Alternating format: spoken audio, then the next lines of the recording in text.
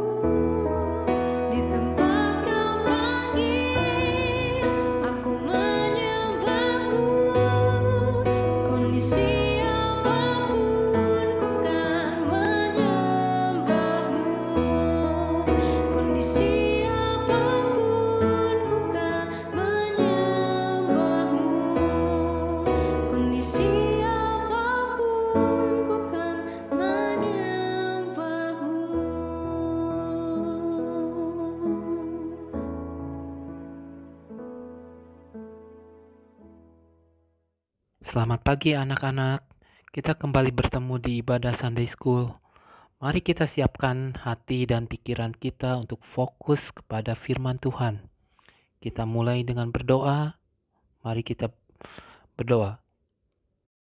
Tuhan Allah Bapa, kami ucapkan syukur dan terima kasih ya Bapa untuk setiap kasih karunia-Mu yang Kau berikan selama seminggu ini pada kami dan juga anak-anak Sunday School. Sekiranya Engkau yang terus menjaga, melindungi kami di saat wabah COVID-19 ini ya Bapa, yang semakin merebak ya Bapa ke setiap pelosok-pelosok negeri ini. Sekiranya tangan pengasihan-Mu lah yang melindungi kami, agar kami terhindar, dan juga Engkau yang menjauhkan ya Bapa, dan juga Engkau yang melindungi kami dan juga anak-anak Sunday School. Dan kami serahkan ya Bapa sisa waktu hari ini semua ke dalam tangan pengasihan-Mu. Di dalam nama anak-Mu yang tunggal Yesus Kristus, kami berdoa dan mengucap syukur. Amin. Kita mulai pembahasan hari ini yaitu bab ke-21 yang judulnya Nubuat yang baru dari Nabi Maleaki. Mari kita buka Alkitabnya di Maleaki 4 ayat 5 sampai ayat 6. Kita baca bersama. 1, 2, 3. Sesungguhnya aku akan mengutus Nabi Elia kepadamu menjelang datangnya hari Tuhan yang besar dan dahsyat itu.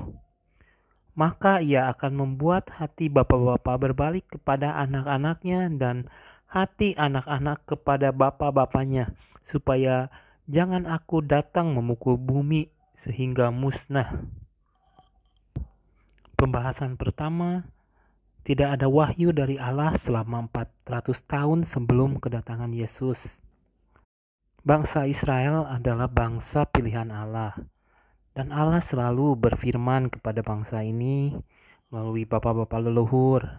Sejak zaman Adam, lanjut ke zaman Nuh, Abraham, Ishak, Yakub, dan juga para nabi yang selalu menyampaikan firman Tuhan. Tetapi selama 400 tahun Tuhan tidak memberikan firman apapun sebelum kedatangan Yesus. Jadi zaman ini disebut adalah zaman kegelapan, periode di mana dunia jatuh secara moral dan budaya. Periode ini disebut zaman kegelapan antara perjanjian lama dan perjanjian baru. Meskipun firman Allah tidak terdengar, Allah tetap mempersiapkan kedatangan Mesias sesuai janjinya. Yang kedua, Maleaki adalah nabi yang menyampaikan firman Allah kepada Israel setelah kembali dari penawanan. Nama Maleaki berarti malaikatku.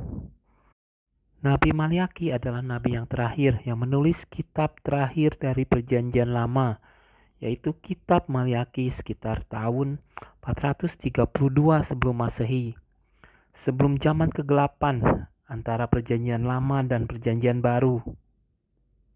Nabi Maleaki menubuatkan bahwa sebelum kedatangan Yesus atau Mesias, Allah akan mengirimkan utusan lain untuk membantu kita mengenali kedatangan Yesus.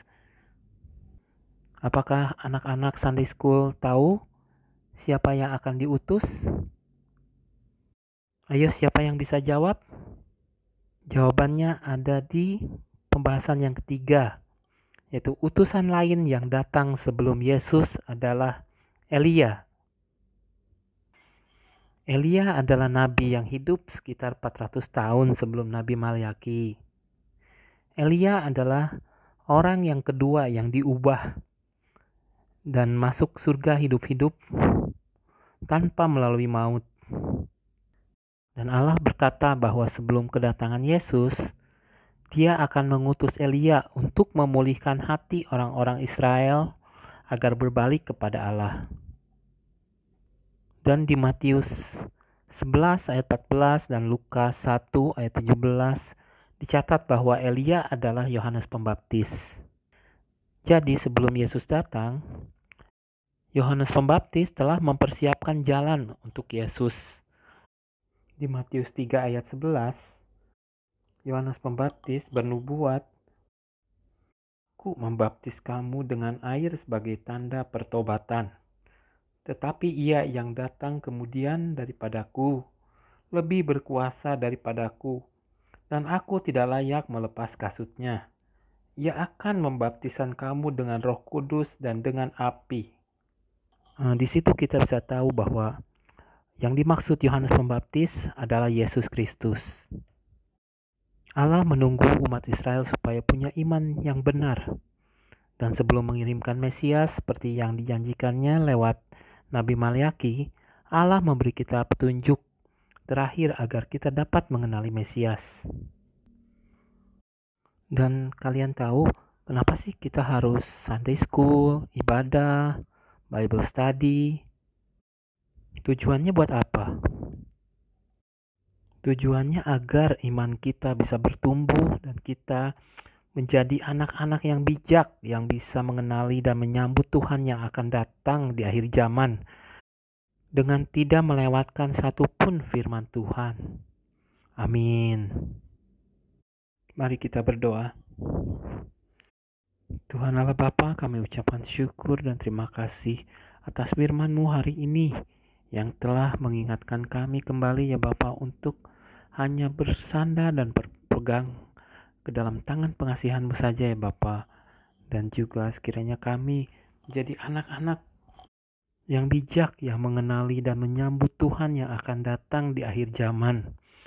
Dan tidak melewatkan satu firman pun ya Bapa. Sekiranya Allah Bapa terus yang melindungi kami semua. Kami percaya, kami serahkan ya Bapa sisa waktu hari ini semua ke dalam tangan pengasihan-Mu. Di dalam nama anak-Mu yang tunggal Yesus Kristus, kami berdoa dan mengucap syukur. Doa Bapa kami yang di surga, dikuduskanlah nama-Mu. Datanglah kerajaan-Mu, jadilah kehendak-Mu di bumi seperti di surga. Berikanlah pada hari ini makanan kami yang secukupnya, dan ampunilah kami akan segala kesalahan kami. Dan janganlah membawa kami dalam pencobaan, tetapi lepaskanlah kami daripada yang jahat. Karena Engkaulah empunya kerajaan dan kuasa dan kemuliaan sampai selama-lamanya. Amin. Beri kemuliaan kepada Tuhan.